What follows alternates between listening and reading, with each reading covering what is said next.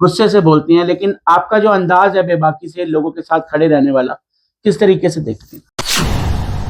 तो सच्चा आदमी हमेशा बेबाकी से ही बात करेगा, और अगर कोई गलत कोई चीज होगी तो हाइट पर तो होएगा ही वो। पीछे बड़ा वीडियो चली कूड़े को लेकर, तो ऐसा भी सुनने को लगा कि पुलिस स्टेशन से भी आपको फोन वगैरह आया।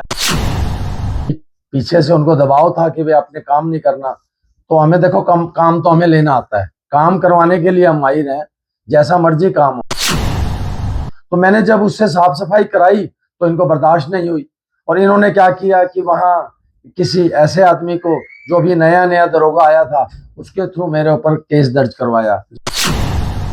जो हमारी नई जनरेशन है, नई जनरेशन के लिए कभी किसी ने सोचा ही नहीं है। तो मेरा विचार है मैं यहाँ एआई सेंटर खोलूंगा। मेरे वार्ड की सबसे पहले सुरक्षा है। अंदर तो बीजेपी में ही है, लेकिन जन चेतना पार्टी बनाई हुई है। तो जब पता लगा तो हमने उसको छोड़ दिया जी, और अपना वापस अपने घर आ गए। घर वापसी का हो गया। हमें पार्टियों से कोई लेना देना नहीं, हमें अपनी जनता से है, और जनता का प्यार मुझे बड़ा मिलता है जी। नगर निगम चुनाव का बिगुल बज चुका है। बात अगर वार्ड 4 की करें तो पिछले लंबे अरसे से यहाँ पर मेहनत कर रहे हैं, लोगों के बीच जा रहे हैं, क्योंकि कांग्रेस ने भी अपने पत्ते खोल दिए हैं और वार्ड नंबर 4 से अशोक सोनी को अपना उम्मीदवार बनाया है। अशोक सोनी किसी परिचय के मोहताज नहीं, गरीबों की आवाज उठाने वाले और वार्ड की हर समस्या को बेबाकी से उठाने वाले, चाहे अधिकारी की बात करें चाहे अफसरों की बात करें, तो ये अपनी बात कहने से पीछे नहीं हटते। तो आइए आपको रूबरू कराते हैं वार्ड नंबर 4 से कांग्रेस के प्रत्याशी अशोक सोनी से। सर, स्वागत है आपका। नमस्कार। सोनी साहब, एक आपका अलग ही अंदाज है, बेबाकी से अपनी बात रखते हैं या लोगों के हकों की बात करते हैं, तो कई बारी सोशल मीडिया पे वायरल भी होते हैं कि गुस्से से बोलती हैं, लेकिन आपका जो अंदाज है बेबाकी से लोगों के साथ खड़े रहने वाला, किस तरीके से देखते हैं? देखिए, पहले तो मैं आपका धन्यवाद करता हूँ, आप लोग हमारे वार्ड नंबर 4 में आए। जो आप गुस्से की बात करते हैं या बेबाकी की बात करते हैं, तो हमेशा अगर आप कोई भी सच्चा आदमी देखोगे तो सच्चा आदमी हमेशा बेबाकी से ही बात करेगा, और अगर कोई गलत कोई चीज होगी तो हाइट पर तो होएगा ही वो। उसमें कोई ऐसा नहीं है कि मेरा स्वभाव ऐसा है, बड़ा विनम्र स्वभाव है मेरा, लेकिन जब कोई मेरी बात ना माने या कुछ गलत करवाने की कोशिश करे तो वहां तो फिर हम थोड़ा सा गर्म हो ही जाते हैं। एक पीछे बड़ा वीडियो चली कूड़े को लेकर, काफी विवाद हुआ, कूड़ा एक जगह इकट्ठा था उसे उठाने को लेकर, तो ऐसा भी सुनने को लगा कि पुलिस स्टेशन से भी आपको फोन वगैरह आया। क्या वाकया था, थोड़ा सा उस पर प्रकाश डालेंगे? क्या था कि कई दिनों से यहाँ सफाई नहीं हो रही थी हमारे जो बलदेव नगर में। तो पहले मैं उनको इंटीमेशन भी दी, जो यहाँ के दरोगा वगैरह थे, कि भाई यहाँ कूड़ा उठवा दो, आप नहीं उठवाओगे तो मैं उठवा दूंगा। तो उन्होंने अनसुनी करी, पीछे से उनको दबाव था कि वे आपने काम नहीं करना। तो हमें देखो काम तो हमें लेना आता है, काम करवाने के लिए हम माहिर हैं, जैसा मर्जी काम हो। तो उसमें फिर हमने अपना ट्राली जो कि ये अपना किराए पे लेते थे, तो उसको जब उन्होंने किराए पे मैंने लिया उन्हीं से ही जो आपके नगर निगम वाले थे वो लेते थे। तो मैंने जब उससे साफ सफाई कराई तो इनको बर्दाश्त नहीं हुई, और इन्होंने क्या किया कि वहां किसी ऐसे आदमी को जो भी नया नया दरोगा आया था उसके थ्रू मेरे ऊपर केस दर्ज करवाया जी। लेकिन जब सामने आई सच्चाई तो साफ पता लग गया कि इनकी नीयत थी कि अगर ये काम करेगा, सफाई करेगा, तो फिर तो इनकी नीयत तो वैसे काम करने की है ही नहीं, तो काम थोड़ी करवाना चाहते थे। खुलती नजर आई। हाँ, इनकी पॉल पट्टी खुली जी वहाँ पे। सोनी साहब, लगातार वैसे तो आप हमेशा जनता के बीच ही रहते हैं, कुछ भी हो, चाहे सुख हो दुख हो, लेकिन अब चुनावी माहौल है, सरगर्मियां तेज हैं, लोगों के बीच जा रहे हैं, किस तरह का रिस्पॉन्स मिल?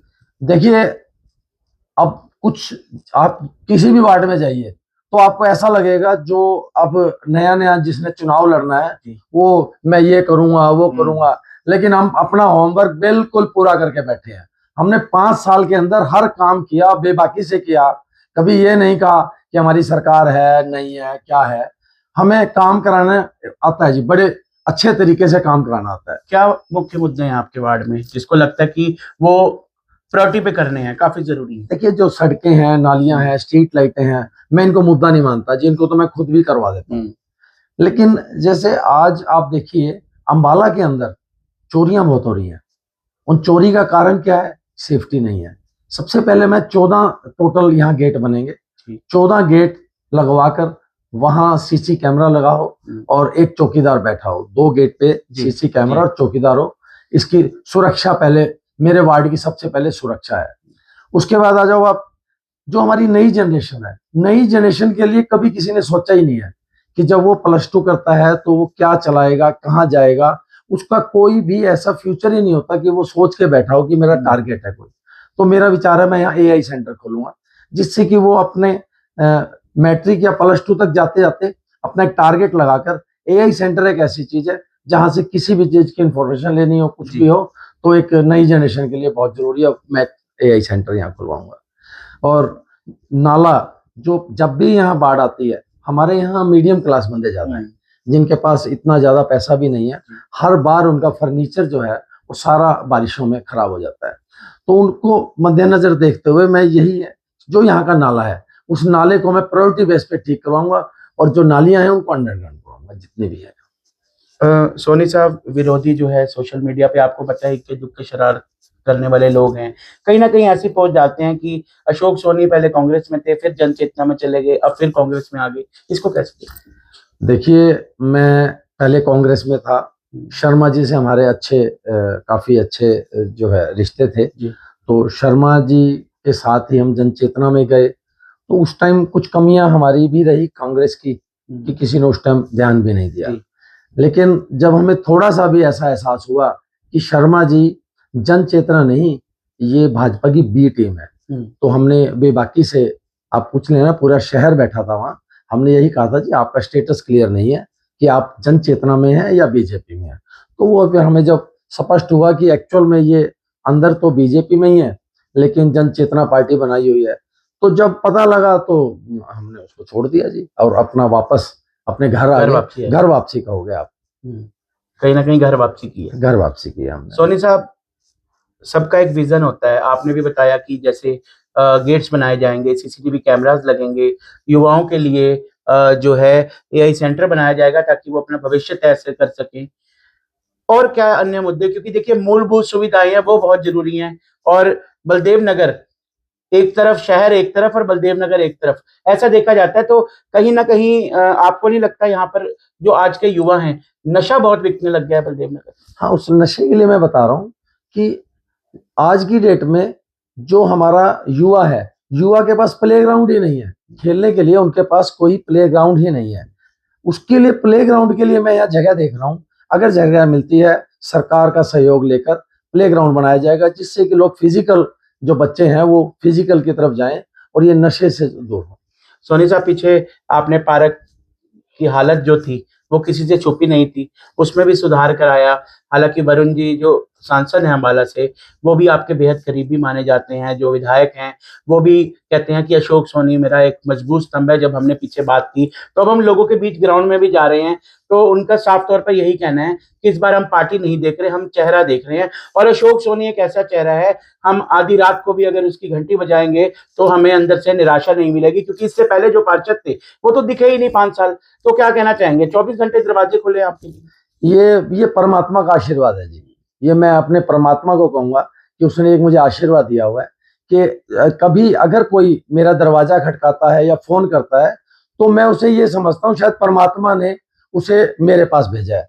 और चाहे रात के 2 बज रहे हो, 1 बज रहे हो, कोई भी काम हो, किसी का कोई बीमार हो गया, कोई एक्सीडेंट का है या कोई घरेलू प्रॉब्लम, हाँ कुछ भी है, उसके लिए मुझे 24 घंटे अगर कोई कहे तो मेरे में एनर्जी है। ये परमात्मा की दी हुई एनर्जी है। और जहां तक रही हमारे एमपी साहब की या एमएलए साहब की बात, देखिए, अगर आप ईमानदारी से कोई भी राजनीति में आते हैं तो आपका स्वागत होता है जी। अब जब भी हम चौधरी साहब पे जाते हैं, जितना भी हो वो कोशिश करते हैं कि काम जो है वो हो। उसके बाद हमारे एमपी साहब, हमें पता है अशोक सोनी काम तो करा ही लेते हैं, चाहे सरकार किसी की भी हो। अशोक सोनी में दम है काम कराने का, वो इतना हमें जानते हैं जरूर। कमिश्नर साहब पे भी अगर हम जाएं तो कभी ऐसा नहीं होता हमारा काम ना हो, ना कमी। हमने आज तक कभी भी किसी को ये नहीं कहा हम विपक्ष में हैं या किसकी पार्टी है। हमें पार्टियों से कोई लेना देना नहीं, हमें अपनी जनता से है। और जनता का प्यार मुझे बड़ा मिलता है जी, उसका आशीर्वाद मुझे परमात्मा देता है। और अगर कमिश्नर से कोई काम कराना हो, कुछ भी हो, वो हमारा परमात्मा है जो हमारा काम कर देता है। तो इसलिए जो यहाँ की जनता है, वो चाहे बीजेपी वाला हो या कांग्रेस वाला हो, पार्टीबाजी यहाँ नहीं होती। यहाँ सिर्फ अशोक सोनी को ये देखा जाता है कि जब काम की जरूरत होती है तो ये हमेशा हमारे साथ खड़ा होता है। और मजे की बात बताता हूँ कि मेरे वार्ड के अंदर 70% लोग बीजेपी के होंगे जो मेरे से काम करवाते हैं, जहां हालांकि उनकी सरकार डबल इंजन सरकार है, इससे कोई लेना नहीं। तो ये उनका विश्वास है। सोनी साहब, हम ग्राउंड में गए तो हालांकि खाली बलदेव नगर नहीं, सभी वार्डों में, चाहे आपके विरोधी हैं चाहे अन्य राजनीतिक दल हैं, सभी एक बात कहते नजर आ रहे हैं कि जब गिनती होगी तो सबसे पहले जो घंटी बजेगी जीत की कांग्रेस की, तो वो अशोक सोनी होगी। इसको किस तरीके से देखते हैं? विरोधी भी आपके जो है तारीफ करते हुए कहीं ना कहीं नजर आ रहा है, क्योंकि हमने ग्राउंड पे पूछा, हम भी रोज बात करते हैं, सभी वार्डों में जा रहे हैं, सभी यही कह रहे हैं जब गिनती शुरू होती है ना कांग्रेस की, कि कांग्रेस की सबसे पहली सीट कौन सी आएगी, तो वार्ड 4 का जिक्र और आपका जिक्र होता है। कैसे देखते हैं इसको? उसके लिए मैं जनता का प्यार भी कहूंगा। और जो 5 साल हमने पारिवारिक रूप से, जब भी उनके ऊपर कोई भी प्रॉब्लम आई है, स्ट्रीट लाइटें थी हमारे जो सरकार ने 2021 में खरीदी और 26 में लगाई, वो 26 में जब लगाई तो 25 में मैं लगा चुका था, उसके बाद लगाई। सड़कें जब जब मैंने उसका मुद्दा उठाया तो वो डरे कि भाई अब ये मुद्दा उठ गया, इसको बनानी पड़ेगी।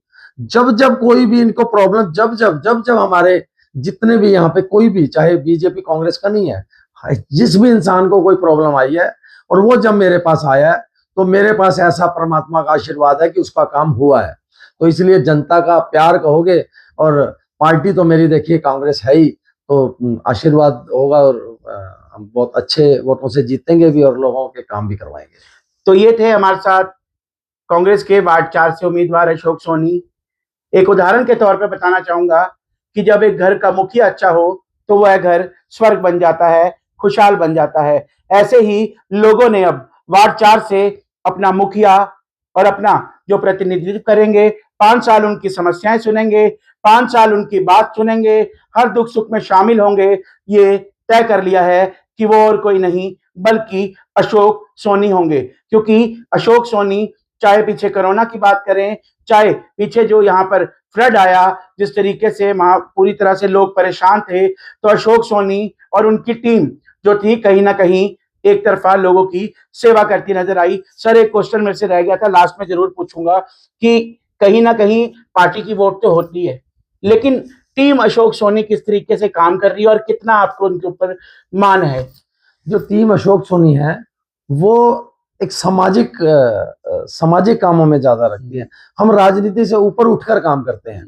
कभी भी जब भी हमारे पास कोई आया, सबसे बड़ी बात ये देखिए कि विपक्ष हो या पक्ष हो, जब उसे कोई मुसीबत आती है तो टीम अशोक सोनी के पास आती है।